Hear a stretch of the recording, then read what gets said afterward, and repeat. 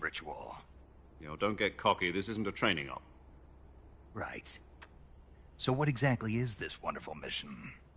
Well, about 2 years ago, a certain Soviet scientist requested asylum in the West through one of our moles.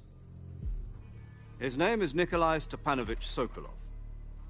He's head of the OKB-754 Design Bureau, one of the Soviets' top-secret weapon research facilities, and the East's foremost expert on weapons development.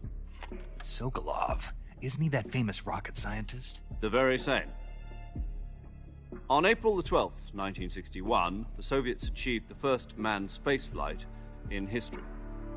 The Earth was blue, but there was no God. Well spoken. The rocket that carried Yuri Gagarin to orbit was the A-1, known as the Vostok rocket. Sokolov is said to be the man most responsible for the multi-engine cluster used in that rocket. After Gagarin's flight, Sokolov left rocket development to become the head of the newly established Design Bureau. From a lowly technician to head of a design bureau, that's quite a success story, so why'd he want to defect? It seems he'd become afraid of his own creations. Afraid? Call it a crisis of conscience. And for that, he left his country and his family behind and went over the fence? Not exactly. One of his conditions was that his family was also to be taken safely to the West. We used a mole to get the family out first, and succeeded in sneaking Sokolov over the Berlin Wall shortly afterwards. I was the one who conducted the operation. The security on the eastern side was still full of holes back then. Then what? We got Sokolov over in one piece, but the whole ordeal had left him exhausted, and we checked him into a hospital in West Berlin. It took him 2 weeks and more than 600 miles to get from the research facility in the Soviet Union to Berlin. He was in no condition to say anything coherent. And it was only a week later that we had something much bigger on our hands. The Cuban Missile Crisis. October the 16th, 1962, President Kennedy received word that the Soviets were in the process of deploying intermediate-range ballistic missiles in Cuba. The President demanded that the Soviets dismantle and remove the missiles. At the same time, he announced a naval blockade to prevent further missile shipments from reaching Cuba. But the Soviets didn't back down, instead placing their armed forces on secondary alert. Soviet transport ships carrying missiles continued on course towards Cuba. US and Soviet forces went on alert for an all-out nuclear war. Frantic negotiations were conducted through the UN's Emergency Security Council and unofficial channels to end the hair-trigger standoff. Finally, on October the 28th, the Soviet Union agreed to remove its missiles from Cuba, and so the world avoided a nuclear holocaust. But in order to get the Soviets to pull their missiles out, we had to make a deal. You mean the one where the US agreed to remove its IRBMs from Turkey? No. The Jupiter IRBMs deployed in Turkey were obsolete, and we were going to get rid of them anyway. They had no strategic value whatsoever to either the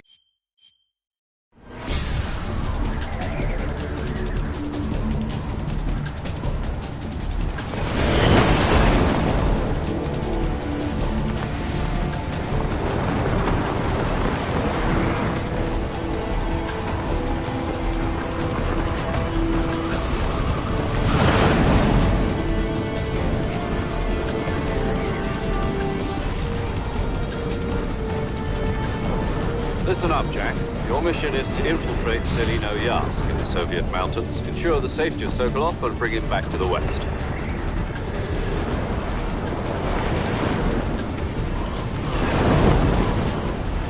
If we don't get Sokolov back before that weapon is complete, we'll be facing a major crisis.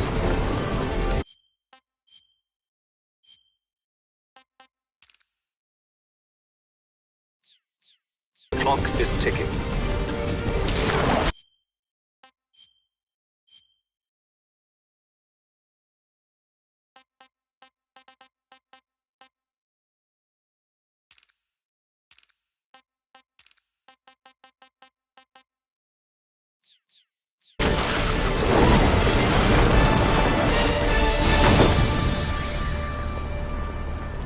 Once we've confirmed the rescue of Sokolov, stand by at the recovery point. A recovery balloon will be dropped at that point. Helium will be pumped into the balloon to inflate it. The process takes about 20 minutes. Once it's complete, the gunship's arm will latch onto the balloon and pull it up. The Fulton surface-to-air recovery system. I'm familiar with the theory. Take it easy. It's been combat-proven. Do you think Sokolov is up to it? The shock will be less than during a parachute jump, and the arm can handle up to 500 pounds.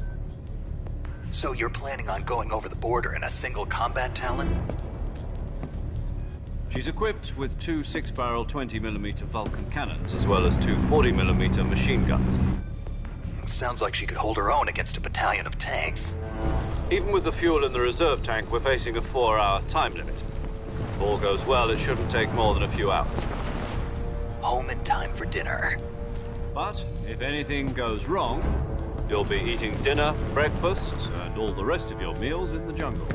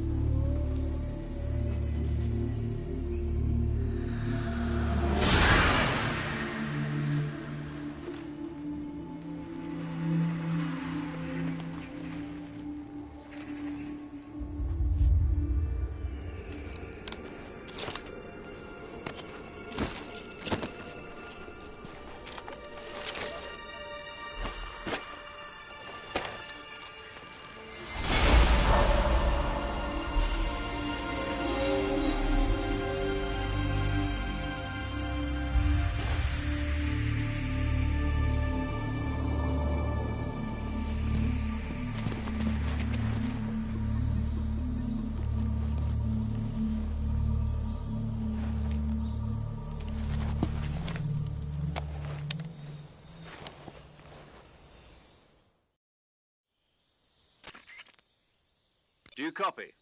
You're already in enemy territory, and somebody might be listening in. From here on out, we'll be using code names to refer to each other. Your code name for this mission will be Naked Snake. I'll be referring to you as Snake from now on. You're not to mention your real name. Snake? What, you don't like snakes? What do you mean? Well, you've eaten one before, haven't you? In survival training. I'm glad to hear that. I don't know if I'd ever order one in a restaurant, but... Be careful, you might not have a choice. What about you, Major? What should I call you? Let's see. I'll be Tom. Call me Major Tom. This will be a sneaking mission. You must not be seen by the enemy. You must leave no trace...